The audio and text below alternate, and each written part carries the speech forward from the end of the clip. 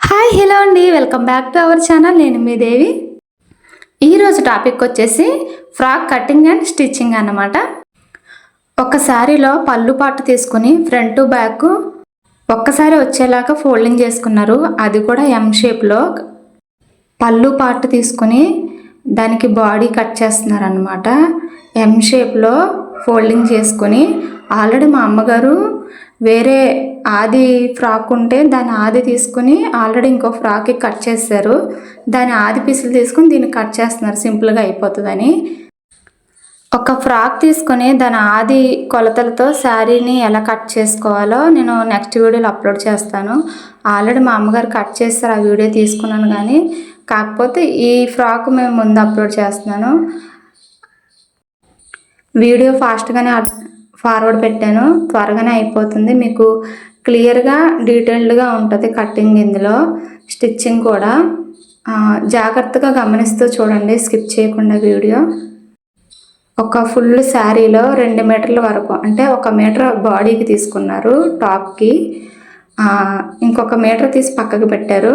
మిగతా శారీ అంతా 4 మడతల కింద ఫోల్డింగ్ చేసుకుని కింద స్కర్ట్ మనకి ఎంత లెంత్ కావాలో అంత లెంత్ తీసుకుంటున్నారు. చూసారు కదా, అది ఆల్రెడీ కట్ చేశారు. అది కొంచెం దాని మీద కొంచెమే పెట్టమన్నాను, ఎక్కువ 2 ఇంచ్ గ్యాప్ ఎక్కువ పెట్టమన్నాను అంతే.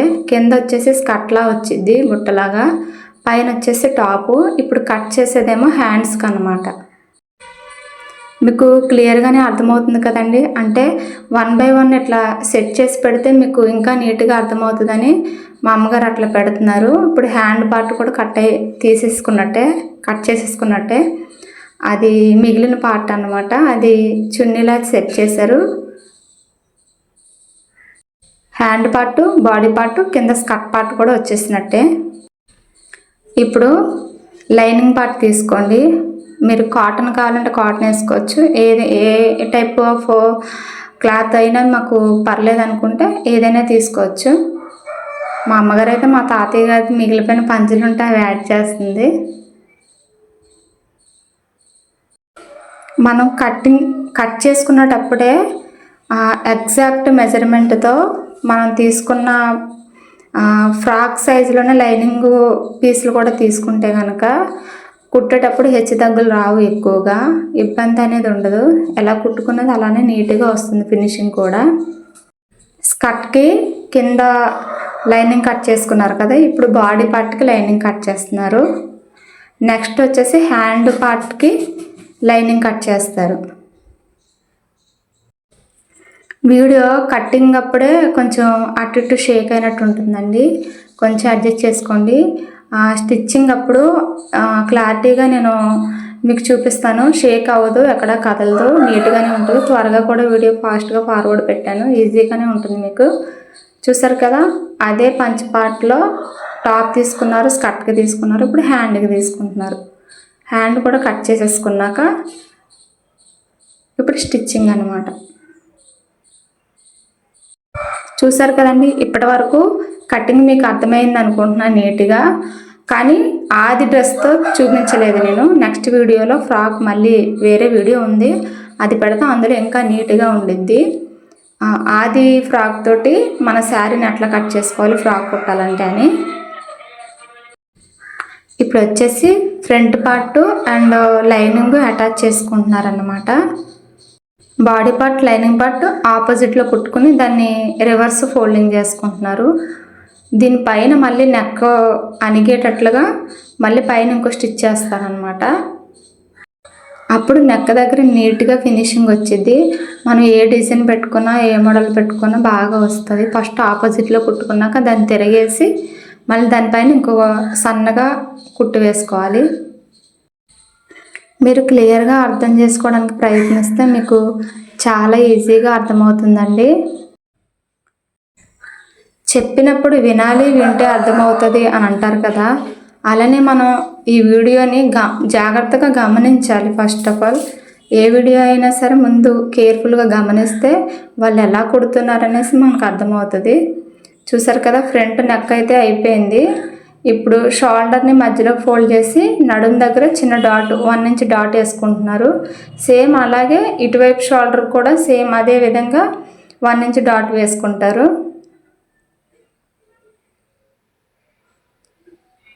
చూసారు కదా. ఇప్పుడు ఆ చివర ఈ చివర లైనింగ్ అండ్ టాప్ సపరేట్ అవ్వకుండా జరగకోకుండా కూడా కుట్టు వేసుకుంటున్నారు. ఫినిషింగ్ కూడా బాగుంటుంది, కదలదు.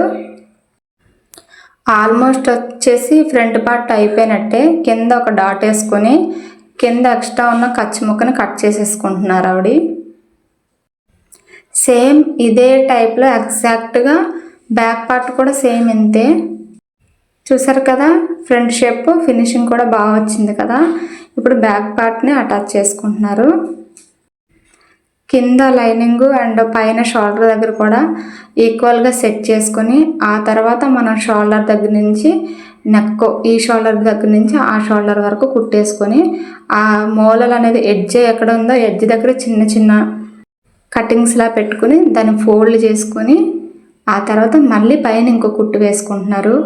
మీకు క్లియర్గా అర్థం అవ్వాలని చెప్తున్నాను, అర్థమవుతుందని అనుకుంటున్నాను. చూసారు కదా, సన్నగా ఫినిషింగ్ షేప్లో వచ్చేటట్లు సన్నగా పైన ఇంకో కుట్టేసుకుంటున్నారు. అంటే లోపల లైనింగ్ పైకి లెగిసిపోకుండా ఫినిషింగ్ అనేది బాగుండాలని అలా వేసుకుంటారు. అయిపోయింది కదండి, నెక్ పార్ట్ అయిపోయింది. ఇప్పుడు షోల్డర్ దగ్గర కొంచెం ఎక్స్ తగ్గులు ఉన్నాయి కదా, అవి ఎక్స్ట్రా ఉన్న పీస్ని కట్ చేసుకొని సేమ్ ఇందాక నెక్ దగ్గర అండ్ నడుం దగ్గర పట్టుకొని దాన్ని ఫోల్డ్ చేసి 1 ఇంచ్ డాట్ సేమ్ ఫ్రంట్ పార్ట్కి ఎలా వేసారో బ్యాక్ పార్ట్ కూడా సేమ్ అదే విధంగా వేస్తున్నారు. అంటే ఫ్రంట్ మనకి షేప్ ఎట్లా వచ్చింది అంటే ప్రిన్సెస్ కట్లా వచ్చింది. కింద కూడా ఒక 1 ఇంచు కింద డాట్ వేసుకుంటున్నారు కదా, ఆ డాట్ వేసుకున్న తర్వాత కుట్టు వేసుకున్నాక ఎక్స్ట్రా ఉన్న కింద పీస్ని కట్ చేసేసి తీసేస్తారు. దారాలు కింద పీసుల కింద ఉంది కదండి, అదంతా పోయింది. ఇప్పుడు నీట్గా ఉంది కదా ఫినిష్. ఇప్పుడు ఫ్రంట్ పార్ట్ అండ్ బాడీ పార్ట్ని అటాచ్ చేసుకోవాలి. షోల్డర్ దగ్గర అటాచ్ చేసుకుంటున్నారు. 2 షోల్డర్లు అటాచ్ అయిపోయినాయి, చూపిస్తున్నారు 2 అటాచ్ చేసిన తర్వాత ఎట్లా ఉన్నాయని. ఇప్పుడు బ్యాక్ సైడ్ ఎందుకు కట్ చేస్తున్నారంటే నేను బ్యాక్ హుక్స్లు వచ్చేలాగా కుట్టమని చెప్పాను, అందుకే బ్యాక్ సైడ్ కట్ చేస్తున్నారు. కట్ చేసి సేమ్ మనకి బ్లౌజు కుట్టేటప్పుడు ఫ్రంట్ కాజా పట్టి అండ్ హుక్స్లు పట్టి ఎట్లా వస్తుందో సేమ్ అట్లాగే చిన్న క్లాత్ అటాచ్ చేస్తున్నారు అనమాట. అలా అటాచ్ చేసి సేమ్ బ్లౌజ్ కుట్టినప్పుడు కాజా పట్టి బ్లౌజ్ పట్టి ఎలా ఉంటుందో సేమ్ అదే విధంగా చిన్న బెల్ట్లా కుడుతున్నారు. మీకు కూడా బ్యాక్ హుక్స్లు కావాలంటేనే ఇట్లా కట్ చేసి పీస్ని అటాచ్ చేసుకోండి. లేదు నాకు వద్దు, నాకు అవసరం లేదు, నాకు ఇష్టం లేదు అనుకుంటే కనుక స్కిప్ చేసేవచ్చు, ఇట్లా చేయని అవసరం లేదు. హుక్స్లు పట్టి అండ్ కాజా పట్టికి క్లాత్ ఎలా అటాచ్ చేస్తున్నారో గమనించండి. మీకు ఇప్పుడు కాకపోయినా తర్వాత బ్లౌజ్ కుట్టుకున్నప్పుడన్నా ఆ మెథడ్ మీకు యూస్ అవుతుంది అనమాట. ఫస్ట్ కట్ చేసిన చోట చిన్న బెల్ట్ ముక్కలాగా చిన్న క్లాత్ ముక్క తీసుకున్నారు, దాన్ని అటాచ్ చేసి కుట్టి తర్వాత దాన్ని మళ్ళీ ఫోల్డింగ్ చేసి కుట్టారు. ఇటు ఆపోజిట్లో కుడుతున్నారు చూడండి, చిన్న పీస్ని కింద పెట్టి అటాచ్ చేసుకున్నారు. సేమ్ అదే మెజర్మెంట్స్తో తీసుకుని తర్వాత దాన్ని చిన్నగా ఫోల్డింగ్ చేసుకొని రివర్స్ చేసి కుడుతున్నారన్న, అంతే సింపుల్ అయిపోతుంది. దానిపైన ఇంకొక డబుల్ కుట్టు వేశారు. చూసారు కదా. ఇప్పుడు బ్యాక్ సైడ్ నేను హుక్స్లు కావాలన్నాను కదా, కొంచెం గ్యాప్ ఉంచి కింద డాట్ వేస్తున్నారు. ఎందుకంటే కింద సైడ్ ఫ్రాక్లో కలిసిపోతుంది కదా, అది జరగకుండా కదలకుండా ఉంటుంది. పైన మనకి ఎన్ని హుక్స్లు కావాలితే అన్ని హుక్స్లు పెట్టుకోవచ్చు. అదేవిధంగా నడుము కొలత తీసుకున్నారు. ఇప్పుడు ఆ మెజర్మెంట్లో తీసుకుని నాకు ఆ సైజు నడుము వచ్చేటట్లు చూసి పక్కనే ఉన్న డాట్స్ వేసుకుంటున్నారు అనమాట, ఖర్చు ఉన్న ప్లేస్లో. 1 సైడే ఫ్రంట్ బ్యాక్ భుజాలు షోల్డర్ దగ్గర అటాచ్ చేశారు, ఒక సైడు నడుం దగ్గర అటాచ్ చేశారు, 1 సైడ్ మాత్రం అటాచ్ చేయలేదు. అలా ఉంచేసి మనం స్టిచ్ చేసుకున్న టాప్కి స్కర్ట్ని అటాచ్ చేస్తున్నారు విత్ లైనింగ్ ప్లస్ మనకి ఫోల్డింగ్ పిల్టులు కావాలి కదా, పిల్ట్ వేసుకుంటూ స్టెప్స్ పెట్టుకుంటూ బ్లౌజ్ పీస్కి అటాచ్ చేసుకుంటూ సింగిల్ కుట్టు మీద వస్తున్నారు. కింద స్కర్ట్ పార్ట్ అండ్ లైనింగ్ ఉంది కదా, ఆ రెండు కలిపి ఫోల్డింగ్ చేస్తున్నారు. ఎందుకంటే లోపల లైనింగ్ కూడా మనకి ఫోల్డింగ్ పైన స్కర్ట్ పార్ట్తో వస్తే లోపల వచ్చిన లైనింగ్ మన కాళ్ళకు పట్టేయకుండా ఉంటుంది. అందుకని సేమ్ లైనింగ్ స్కర్ట్ పార్ట్ రెండు కలిపి ఫోల్డింగ్ చేస్తున్నారు. అంటే మడతల్లోకి వెళ్తున్నాయి, కుర్చీల్లోకి వెళ్ళిపోతుంది అనమాట. చాలామంది పైన ఉన్న స్కర్ట్ పార్ట్ స్టెప్స్ పెట్టుకుంటారు, లోపల ఉన్న లైనింగ్ స్టెప్స్ పెట్టరు. దానివల్ల ఏమవుతుందంటే రెండు కాళ్ళకి అడ్డపడిపోతుంది. లోపల బయట బుట్టలానే కనిపిస్తుంది కానీ లోపల అడ్డపడిపోతుంది. మా అమ్మగారు కుట్టిన మెథడ్లో అయితే అడ్డపడదు, కుర్చీలుగా ఉంటుంది, బాగుంటుంది అనమాట. చూసారు కదండి, కుర్చీలు స్టెప్స్ పెట్టుకోవడం అయితే అయిపోయింది. ఇప్పుడు హ్యాండ్ అటాచ్ చేస్తున్నారు. హ్యాండ్స్ కూడా చిన్న చిన్న కుర్చీలు అటాచ్ చేస్తున్నారు. మీకు కావాలంటే పెట్టుకోవచ్చు, లేకపోతే స్కిప్ చేసేయచ్చు.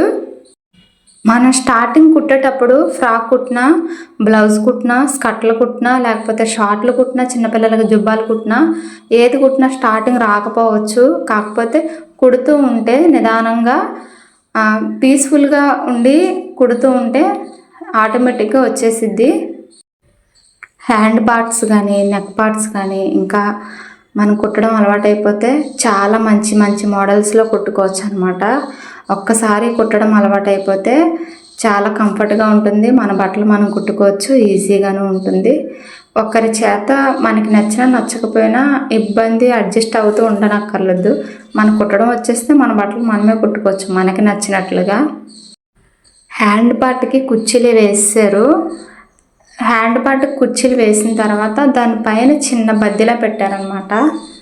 చిన్న పీస్ తీసుకుని దానిపైన కుర్చీల దగ్గర కుట్లు అనేది కనపడకుండా చిన్న బెల్ట్ ముక్కలాగా వేసారు. మీ అమ్మగారు ఓల్డ్ మోడల్లో కుడుతున్నారండి. నెక్ మోడల్ కూడా ఓల్డ్ మోడల్లానే ఉంది, హ్యాండ్ మోడల్ కూడా ఓల్డ్ మోడల్లానే ఉంది అనుకుంటే కనుక అలా అనుకోకండి. ఎందుకంటే కుట్టడం వరకే మీరు గమనించండి.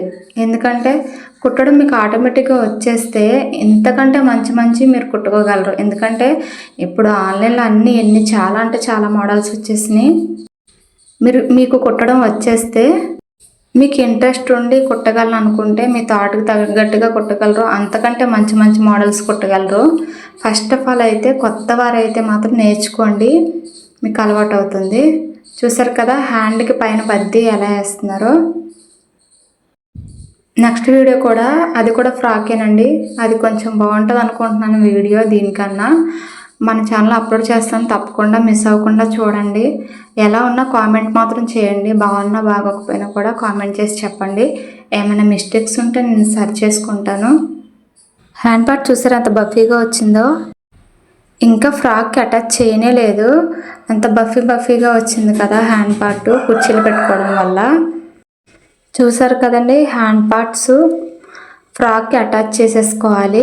అటాచ్ చేసుకున్నాక మన బాడీ మెజర్మెంట్ చూసి ఖర్చు ఎంత కావాలి అనేసి దాన్ని బట్టి మనం కుట్లు వేసుకోవాలన్నమాట. శారీ మందంగా ఉంటే లోపల షేడ్ కనిపించుకోకుండా ఉంటే లోపల మనం లైనింగ్ ఎలాంటిది వేసుకున్నా పర్లేదు. కాకపోతే సిల్క్ ఆర్ కాటన్లో తీసుకునేటప్పుడు మనం ఉండగలిగితే కనుక సిల్క్ తీసుకోవాలి, లేకపోతే కాటనే తీసుకోండి, మీకు ఇంకా కొంచెం కంఫర్ట్గా ఉంటుంది. శారీ మందంగా ఉంటే ఎలాంటి లైనింగ్ వేసుకున్నా ఏ ప్రాబ్లం ఉండదు. ఎందుకంటే షేడ్ అనేది బయటకు కనిపించదు కదా. మన ఇంట్లో మిగిలిపోయిన పాత క్లాత్లైనా సరే అటాచ్ చేసుకుని వేసుకోవచ్చు, బయటికి బాగానే ఉంటుంది. అంత క్లాత్ మందంగా ఉంటుంది కాబట్టి బయటికి చిరాగ్గా కనిపించకుండా ఉంటుంది. చూసారు కదా హ్యాండ్ పార్ట్ అటాచ్ చేసుకుంటున్నారు. ఇప్పుడు హ్యాండ్ పార్ట్ దగ్గర నుంచి అలాగే స్కర్ట్ చివరి వరకు సైజు చూసుకొని కుట్లు వేసుకోవడమే. ఫినిషింగ్ అయితే అయిపోయినట్టు. మొత్తం ఫ్రాక్ అంతా కుట్టడం అయిపోయిన తర్వాత మన మెజర్మెంట్ చూసుకుని కొంచెం లూజ్ అండ్ టైట్ ఉంటాయి కదా, అట్లా చూసుకుని అడ్జస్ట్ చేసుకుని కుట్టుకుంటే ఫుల్గా ఫ్రాక్ కంప్లీట్ అయిపోయినట్టే. ఈ వీడియోలో ఫ్రాక్ మొత్తం ఫైనల్ లుక్ ఎట్లా వచ్చిందో నేను వీడియో లాస్ట్లో చూపిస్తాను మీకు. ఈ ఫోన్ కెమెరాలో శారీ కలర్ అనేది సరిగ్గా క్యాప్చర్ చేయట్లేదు, కానీ బయట నుంచి చూస్తే మాత్రం ఫ్రాక్ లుక్ చాలా బాగుంది. అలాగే మన వీడియో కనుక మీకు నచ్చినట్లయితే మన ఛానల్ని లైక్ చేయండి, సబ్స్క్రైబ్ చేసుకోండి. వీడియో బాగుంది అనుకుంటే మీకు ఎవరైనా ఫ్రెండ్స్ ఉంటే వాళ్ళకి షేర్ చేయండి తప్పకుండా. కామెంట్ మాత్రం చేయండి, ఎందుకంటే వీడియో ఎట్లా తీసాను, వాయిస్ ఓవర్ ఎలా ఇచ్చాను, ఏమైనా మిస్టేక్స్ ఉన్నాయా లేదా అని నా అంతటా నేను చెక్ చేసుకోవడానికి బాగుంటుంది కదా. మీరు కూడా ఒక చిన్న సలహా ఇచ్చినట్లు ఉంటుంది. నా మిస్టేక్స్ ఏమన్నా ఉంటే సరి చేసుకుని ఇంకా బాగా తీయడానికి ట్రై చేస్తాను. ప్లీజ్ సపోర్ట్ చేయండి. ఈ ఫ్రాకు సైడ్ కుట్లు అనేది అటాచ్ చేసుకున్నాక ఖర్చు ఎక్కువగా ఉంటే మనకి కావాల్సినంత ఖర్చు ఉంచుకొని ఎక్స్ట్రా ఉన్న ఖర్చు కట్ చేసేసుకుని తీసేసుకోవడమే. టైలరింగ్ చేసే వాళ్ళకి కొంచెం ఓపిక అనేది బాగా అవసరం. ఎందుకంటే ఎక్కువసేపు కూర్చుని కట్టింగ్ చేయాలి అండ్ మళ్ళీ స్టిచ్చింగ్ చేయాలి, చాలా టైం పడుతుంది. గంటలు గంటలు కూర్చొని చేయాలంటే అందులోకి యూట్యూబ్ చేసే వాళ్ళకైతే ఇంకా కష్టం. కటింగ్ స్టిచ్చింగ్ ఈ రెండింటితో పాటు అండ్ వీడియో కూడా కవర్ చేయాలి కదా.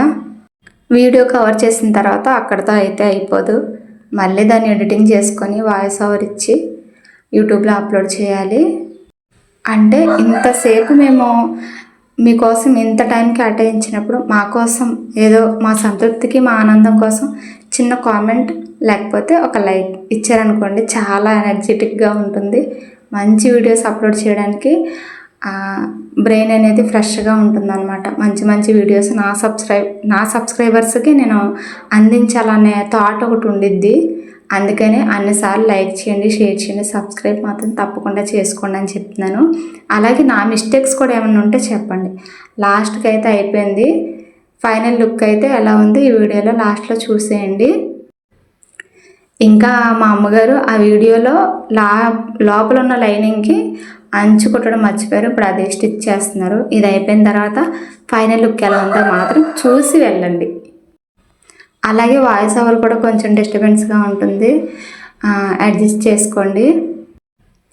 ఇంకా మంచి మంచి వీడియోస్ అప్లోడ్ చేయాలని ఉందబ్బా, కానీ ఎలా అప్లోడ్ చేయాలి, ఏ వీడియోస్ తీస్తే మీకు నచ్చుతుందో తెలియట్లేదు. కానీ మీకేమన్నా కాన్సెప్ట్ ఏమన్నా కంటెంట్ లాంటిది ఉంటే చెప్పండి అబ్బా, సేమ్ అదే తీసి అప్లోడ్ చేయడానికి నాకు తోచినంత నాలెడ్జ్లో తీసి అప్లోడ్ చేస్తాను.